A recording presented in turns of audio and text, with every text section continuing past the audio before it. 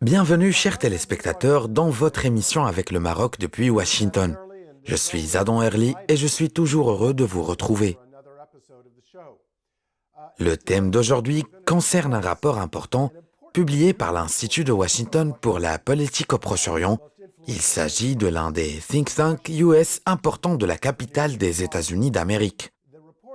Ce rapport intitulé « Saisir les opportunités et renforcer les alliances en Afrique du Nord et de l'Ouest » se concentre sur les défis auxquels le Maroc, l'Algérie et la Tunisie sont confrontés. Et il présente également une série de recommandations importantes sur la politique américaine au Sahara et en Afrique. Pour débattre de ce rapport et faire le point sur son contenu, j'ai le plaisir d'accueillir deux hauts responsables de l'Institut de Washington. Avec nous, le Dr Robert Satloff, l'un de ceux qui ont participé à la rédaction du rapport. De plus, il est le directeur exécutif de l'Institut de Washington pour la politique au Proche-Orient et spécialiste de politique arabe et islamique et les politiques de l'Amérique et du Moyen-Orient. Il est également un invité régulier sur les plateaux des chaînes américaines et arabes. Plus important encore, il a vécu pendant 2 ans avec sa famille au Maroc de 2001 à 2003, ce qui veut dire qu'il connaît donc bien le royaume et sa population. Quant au deuxième invité, c'est le docteur David Pollock, qui est un senior fellow à l'Institut de Washington pour la politique au Proche-Orient dans le domaine de la dynamique politique dans les pays du Moyen-Orient. Il a travaillé auparavant comme conseiller principal auprès de la division Grand Moyen-Orient du Middle East Institute. Je vous souhaite la bienvenue, David et Robert. Mais avant d'entamer la discussion avec vous, on va d'abord commencer notre débat avec l'analyste de l'émission J.D. Gordon. J.D., quelle est la conclusion la plus importante du rapport de l'Institut de Washington et que pensez-vous des effets et impacts de ce rapport? Certes, Adam, c'est un rapport complet qui se divise en 3 chapitres. Le premier chapitre porte sur les avantages et les objectifs stratégiques dans la région, le second sur les menaces et les défis, et le troisième sur les propositions politiques et les recommandations présentées à l'administration Biden. En fait, le premier chapitre a évoqué en détail le renforcement des alliances des États-Unis, ainsi la lutte face à la menace terroriste et face aux puissances concurrentes dans la région comme la Russie et la Chine, puis les mesures à prendre pour renforcer la sécurité maritime. Quant au deuxième chapitre, portant sur les menaces et les défis, il traite de la possibilité de l'explosion de la situation en raison du différend du Sahara, des répercussions de la crise libyenne, du vide politique et de la détérioration économique en Algérie, du terrorisme, de l'extrémisme, de l'intrusion russo-chinoise et enfin de l'absence de réformes politiques et économiques. Pour ce qui est du dernier chapitre portant sur les conseils et les propositions politiques à l'administration Biden concernant le Maroc, le rapport appelle à soutenir la reconnaissance américaine de la marocanité du Sahara, le soutien à la médiation onusienne et la préservation de la sécurité dans la région. Le rapport évoque l'impact de la reconnaissance américaine sur le développement local, l'efficacité de l'initiative marocaine d'autonomie dans la région, l'aide économique aux jeunes chômeurs et enfin le soutien du rôle du Maroc en Afrique. À cet égard, le rapport a mis en valeur le rôle du roi Mohamed VI et ses grands efforts au cours des 20 dernières années, notamment pour promouvoir un modèle de stabilité sur le continent africain face aux autres agendas. En gros, le rapport appelle l'administration Biden à soutenir la décision prise par l'administration Trump à l'égard du Sahara marocain, chose qui dissipera tous les doutes et avortera la tentative du Polisario de semer la violence et le chaos dans la région. Merci JD. Je me tourne à présent vers mon invité David. En fait, je veux connaître certaines de vos motivations lors de la rédaction de ce rapport. Pourquoi, par exemple, vous vous êtes concentré sur ces 3 pays? Quel en est l'intérêt? Et que recherche l'Institut de Washington par la rédaction d'un tel rapport? En fait, la focalisation américaine traditionnelle au Moyen-Orient s'est concentrée sur la question palestinienne, les relations de l'Amérique avec Israël, l'Iran et le dossier nucléaire en particulier, la Syrie, l'Irak, puis le Golfe et ainsi de suite.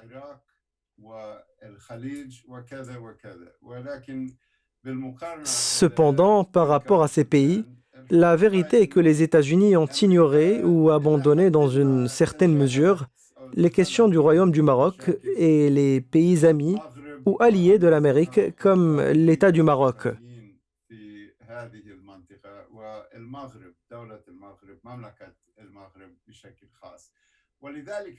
Par conséquent, je pense que ce rapport spécial est très important afin d'accorder plus d'intérêt et d'importance aux pays qui comptent vraiment pour la stabilité et la sécurité en Méditerranée. Ces pays sont importants pour les relations de l'Amérique avec l'Europe et avec l'Afrique.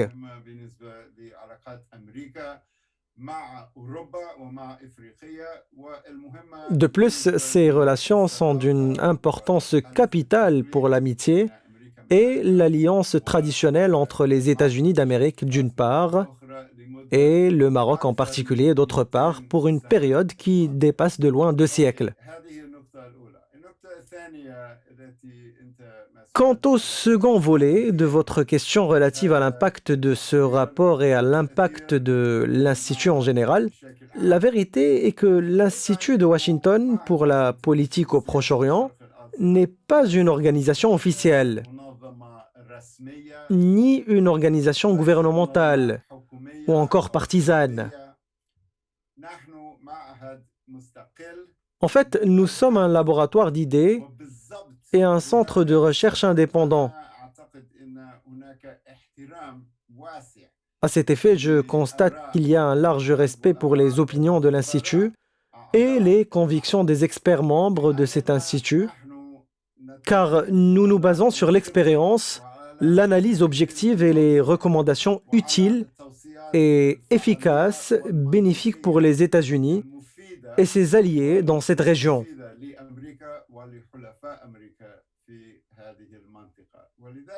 C'est pourquoi je m'attends donc à ce que certains responsables du département d'État américain, du département du Trésor, du Pentagone, de la Maison-Blanche et du Conseil de sécurité nationale des États-Unis, au moins certains d'entre eux lisent ce rapport-là et étudient attentivement et sérieusement ses recommandations. Je cite comme indication les contacts personnels que nous entretenons avec les responsables du gouvernement américain, que ce soit à l'époque de Donald Trump ou aujourd'hui sous l'administration de Joe Biden.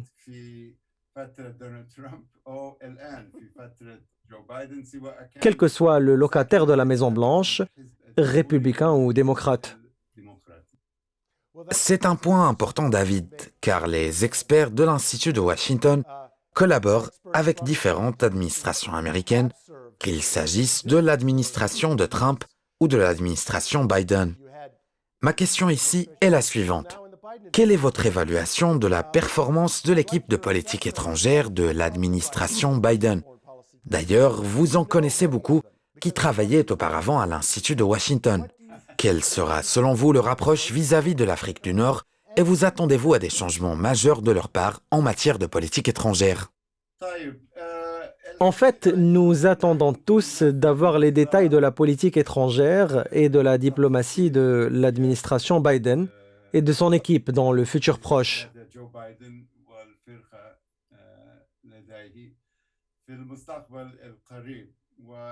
La réponse jusqu'à présent reste franchement quelque peu floue.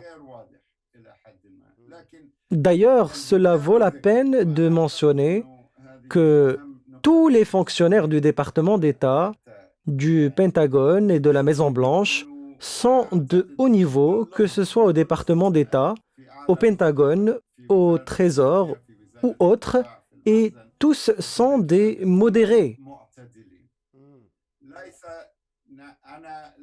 Je ne trouve aucun d'entre eux que l'on puisse qualifier d'extrémistes ou de gauchistes ou de personnes que l'on pourrait soupçonner de partialité en faveur d'une partie ou d'une autre dans la région ou en Amérique.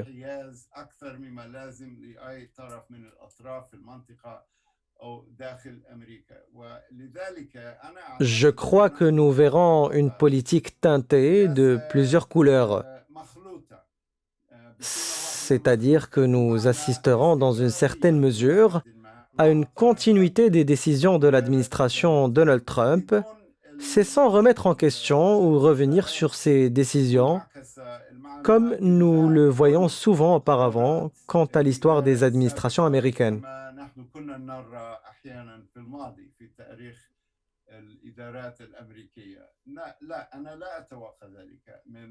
Donc non, je n'attends pas cela. De même, j'attends des changements, mais des changements modérés, logiques, des changements qui sont bien étudiés.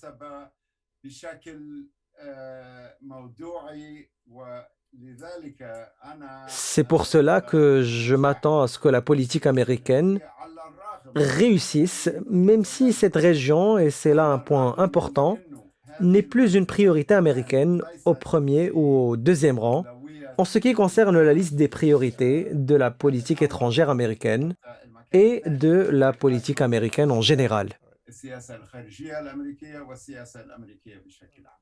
Merci. Chers téléspectateurs, nous poursuivrons cette discussion dans quelques instants avec notre deuxième invité pour discuter de ce qui a été mentionné dans le rapport concernant le Maroc. Restez avec nous.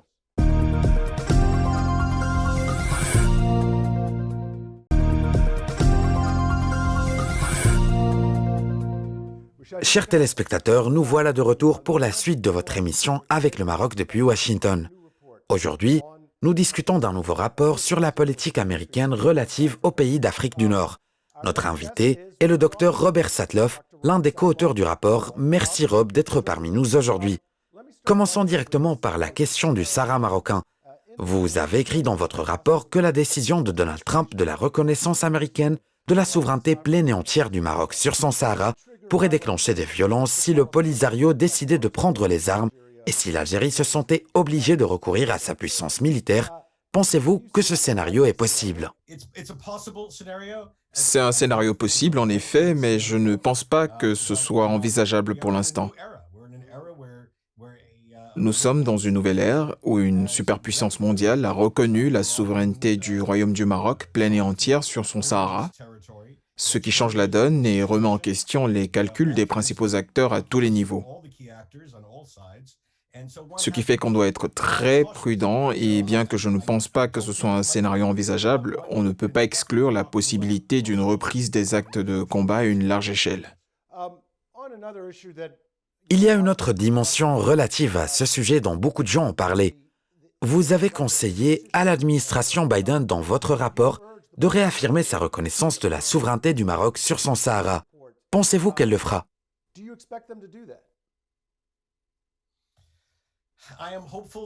Écoutez, j'espère qu'elle le fera et je pense qu'elle cherchera des approches selon le dicton qui dit « on ne peut pas conserver un gâteau tout en le mangeant ». D'ailleurs, c'est ce que propose le rapport, c'est-à-dire qu'il n'y a pas nécessairement de contradiction entre la reconnaissance de la souveraineté du Maroc sur son Sahara et le soutien aux efforts de médiation onusienne pour parvenir à un règlement diplomatique pour mettre fin aux différences sur la gouvernance du Sahara, car les deux sont possibles et doivent se faire ensemble.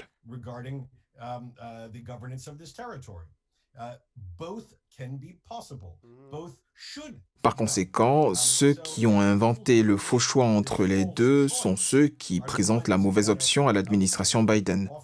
Je crois que l'option possible que l'administration pourrait choisir de fait est de réaffirmer la souveraineté du Maroc sur son Sahara et en même temps d'avancer vers la médiation internationale en vue de parvenir à une solution politique. Oui, c'est une vision complètement équilibrée. Parlons maintenant de la situation de la région du Sahara marocain. Vous avez mentionné dans le rapport que le Maroc a dépensé des milliards de dollars pour développer son Sahara. Mais le Royaume a besoin de quelqu'un pour l'aider dans une telle mission. De plus, Votre rapport a évoqué les conditions sociales et économiques au Sahara. Que peuvent faire alors les États-Unis d'Amérique pour aider la population du Sahara marocain?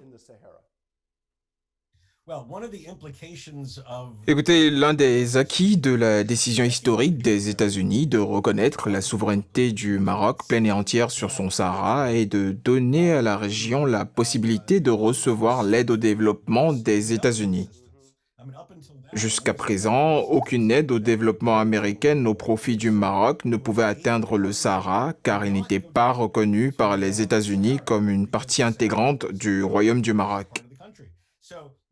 Par conséquent, la reconnaissance américaine ouvre la porte au Sahara marocain pour bénéficier des relations normales entre le Maroc et les États-Unis. D'ailleurs, je suis sûr qu'il y aura d'autres programmes d'aide que nous pouvons prendre en considération aujourd'hui et qui n'étaient pas pris en compte auparavant.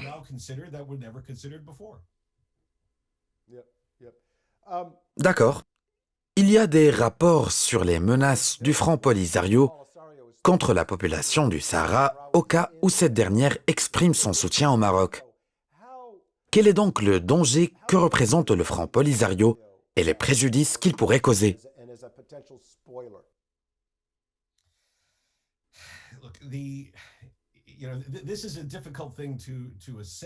C'est très difficile à prévoir et pas seulement à cause de l'ambiguïté et de la difficulté que connaît aujourd'hui l'Algérie, qui est le principal pays à soutenir le Polisario. En fait, un état d'incertitude règne au sein de la direction algérienne au sujet de l'état de santé du président Tebboune. Et il est clair et net que le Polisario n'a réalisé aucun succès au cours des dernières décennies pour appuyer son dossier sur le terrain. Mais le Polisario a encore une certaine capacité de nuisance. C'est pourquoi il faut être vigilant à ce point alors qu'on espère vraiment voir l'Algérie jouer un rôle positif. D'ailleurs, le rapport de notre institut indique l'importance d'engager l'Algérie. Cette dernière est devenue un acteur majeur sur des questions telles que la lutte contre le terrorisme. Mais nous devons être attentifs à la possibilité que le Front Polisario continue sa mission de nuisance, même aujourd'hui où le Sahara est devenu une partie intégrante du Royaume du Maroc. Vous venez d'évoquer l'Algérie à propos de laquelle vous avez dit dans votre rapport ce qui suit, je cite, « La situation politique difficile et la possibilité d'une nouvelle détérioration de l'économie augmentent les risques d'une grave instabilité permanente en Algérie, ce qui aura des répercussions sur la sécurité régionale à long terme. » Fin de citation. Quelles sont alors ces répercussions?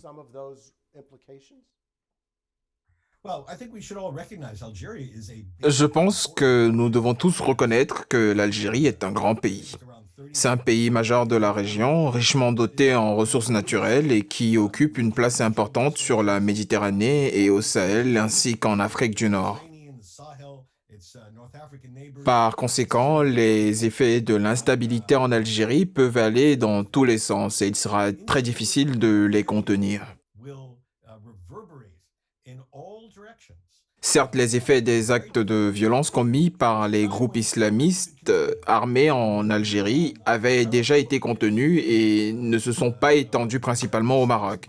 Mais aujourd'hui, les choses sont différentes en raison de la liberté de circulation des individus, de la liberté des nouvelles technologies, de la circulation des idées et des pratiques du mouvement des organisations terroristes qui sont de plus en plus capables de s'adapter, de franchir les frontières et de semer les troubles plus qu'auparavant. Par conséquent, je suis profondément préoccupé par le fait que si l'Algérie se glisse dans le gouffre de l'instabilité aujourd'hui, il y ait une grande possibilité que cela soit exporté vers les pays voisins d'une manière que nous n'avions pas vue il y a 20 ou 30 ans. C'est exactement ce qui s'est passé en Libye, comme vous l'avez dit dans le rapport. D'ailleurs, parmi les recommandations importantes de ce rapport qui sont devenues importantes pour les Américains sont celles relatives à l'Afrique. Vous avez dit que le Maroc a une énorme influence sur l'Afrique et vous avez dit dans vos recommandations que la présence marocaine en Afrique est très importante pour les intérêts américains. De plus, il faudra que les Américains explorent les moyens de soutenir la capacité du Maroc à agir en tant que facteur de stabilisation de la région. Quelle est alors la forme que peuvent prendre les relations entre les deux pays selon vous? Mais écoutez, je suis un fervent partisan de l'appartenance du Maroc à l'Afrique et du rôle que joue le Royaume en tant que force d'appui à la stabilité sur tout le continent africain.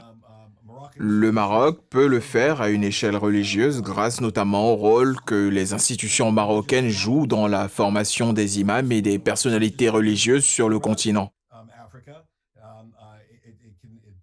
Le Royaume du Maroc est aussi devenu une machine économique dans certaines parties de l'Afrique grâce notamment au système financier, bancaire et monétaire marocain. Le Maroc peut en tirer profit en tant que puissance économique, soft power, en action et en tant que pays modéré qui recherche la stabilité, le développement et la modération. Tous ces derniers points sont des éléments positifs qui peuvent se répandre sur le continent africain. Le Royaume du Maroc n'est peut-être pas un remède à tous les maux de l'Afrique, mais il fournit une composante très positive et majeure dans l'équation africaine. Tout à fait. Je pense que c'est un point très important et j'espère que le système décisionnel américain le retiendra. En fait, le rôle croissant de la Russie et de la Chine en Afrique du Nord, voire dans toute l'Afrique, figure également parmi les points mentionnés dans votre rapport.